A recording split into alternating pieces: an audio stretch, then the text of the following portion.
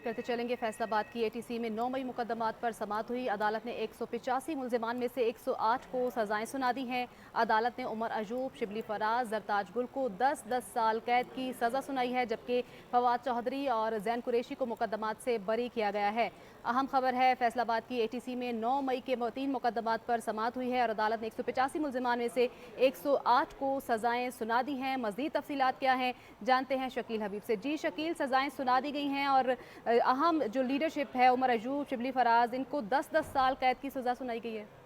जी देखिए, बिल्कुल फैसलाबाद में इंसाफ दहशतगर्दी के हवाले से जो है आज 9 मई के फैसले की समाअत हुई है, जिसमें तहरीक इंसाफ के रहनुमा जुनैद अफजल शाही को 3 साल कैद की सजा सुनाई गई है, जबकि साहबजादा हामिद रजा को 10 साल कैद की सजा सुनाई गई। तहरीक इंसाफ के रहनुमा फवाद चौधरी, जैन कुरैशी और ख्याल कासरू को मुकदमा से बरी कर दिया गया है, जिनमें फैसलाबाद की मेन मरकजी कैदत जो थी उमर अयूब, शिबली फराज और ताजगुल समेत मरकजी कैदत को 10-10 साल की कैद सजा सुनाई है, जबकि पार्टी वर्करों को जो है वो दहशतगर्दी अदालत में बरी कर दिया गया है। जी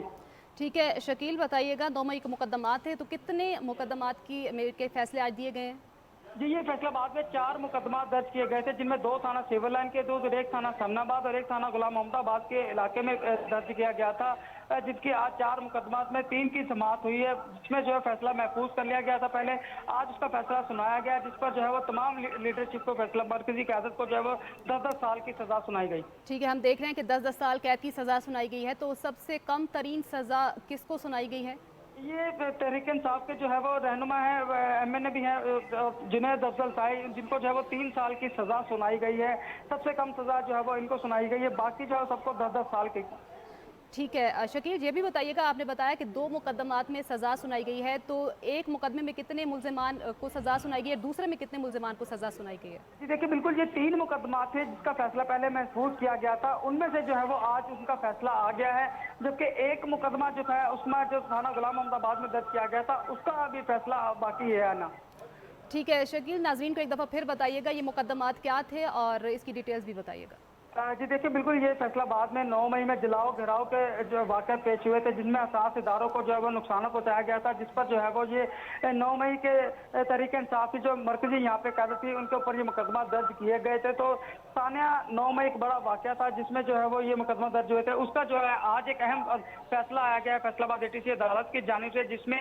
मरकजी फैसलाबाद की कैदत को जो है वो 10-10 साल की कैद सजा सुनाई गई, जिसमें साहबजादा हामिद रजा और तहरीक इंसाफ के रहनुमा जुनैद अफजल शाही, उमर अयूब, शिबली फराज, जरताज गुल समेत मरकजी क़यादत को आज 10 साल की सही है, जिनमें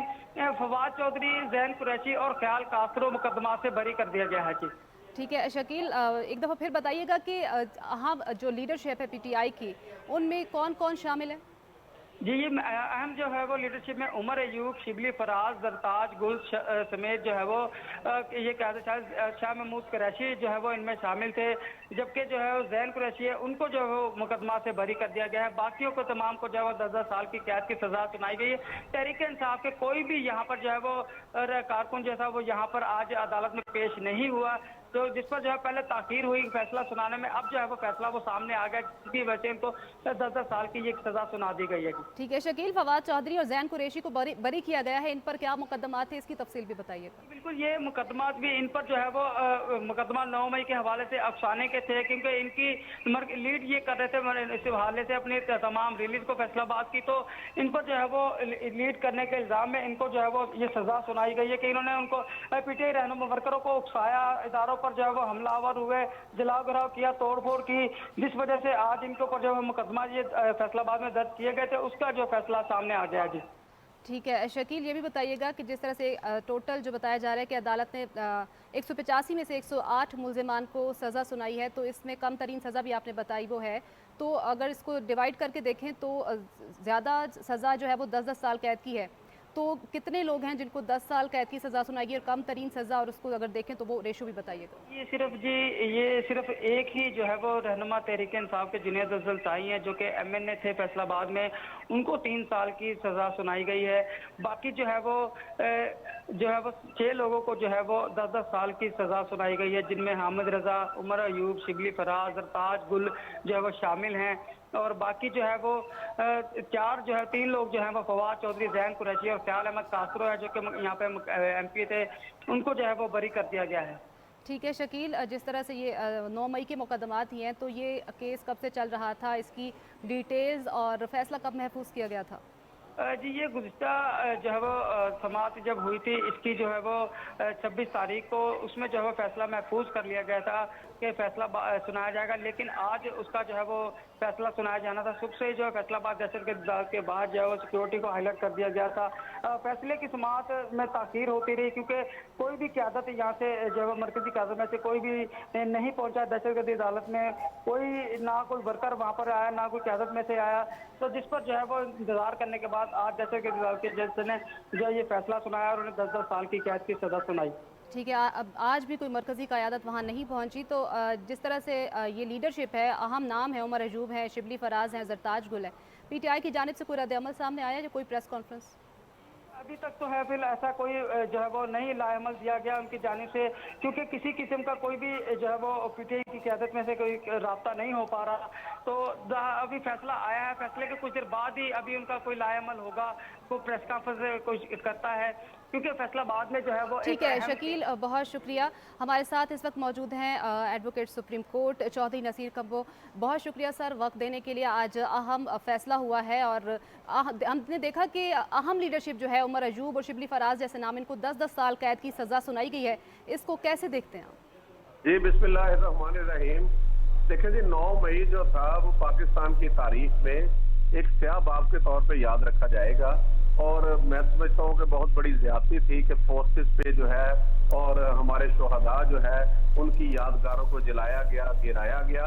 और मैं समझता हूँ ये सजा जो है वो पहले पीटीआई का यही मुतालबा था कि जी फैसले नहीं हो रहे केसेस के, ट्रायल नहीं हो रहे, तो मैं समझता हूँ कि बड़ी स्पीड से अब अदालतें काम कर रही हैं। पिछले दिनों भी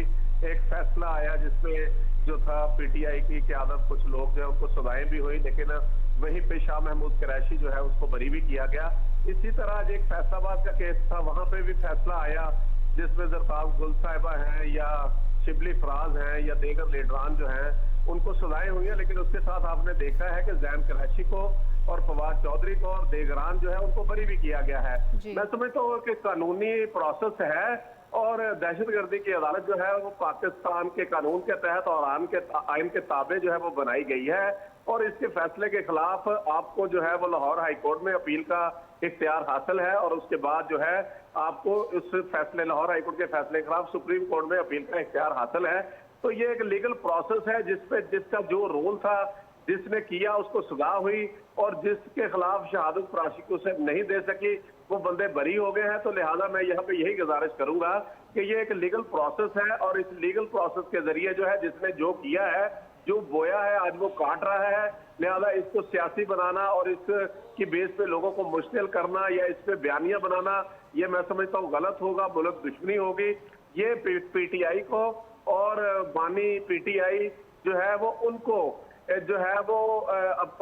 माफी मांगनी चाहिए और ये उन्होंने गलत किया था और इस गलत पे जो है वो अब वो सजाएं हुई हैं। तो लिहाजा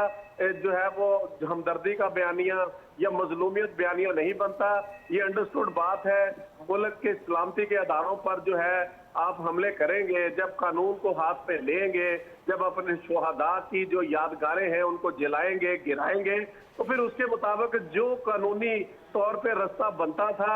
वो मैं समझता हूँ रियासत की तरफ से या रियासत के अदारों की तरफ से अपनाया गया है। और इस पे जो दहशतगर्दी की दफात के तहत पर्चे हुए, इससे पहले जो था मिलिट्री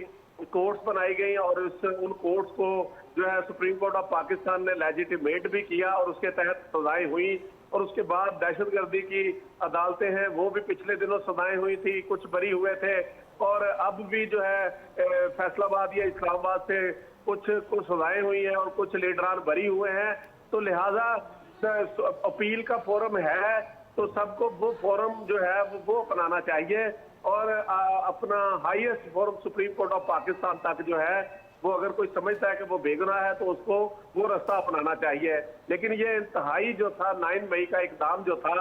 ये इकदाम जो है मैं समझता हूँ पाकिस्तान के साथ करके दुश्मनी की गई और पाकिस्तान जो है वो पाकिस्तान को दुनिया के सामने ये बताया गया कि हम अपनी फोर्सेस जो है या हम अपने शोहदा जो है उनका ये एहतराम करते हैं। इस पे फुल फौर जो है वो इस एक्ट में माफी भी मांगनी चाहिए और रियासत के साथ जो है वो अपने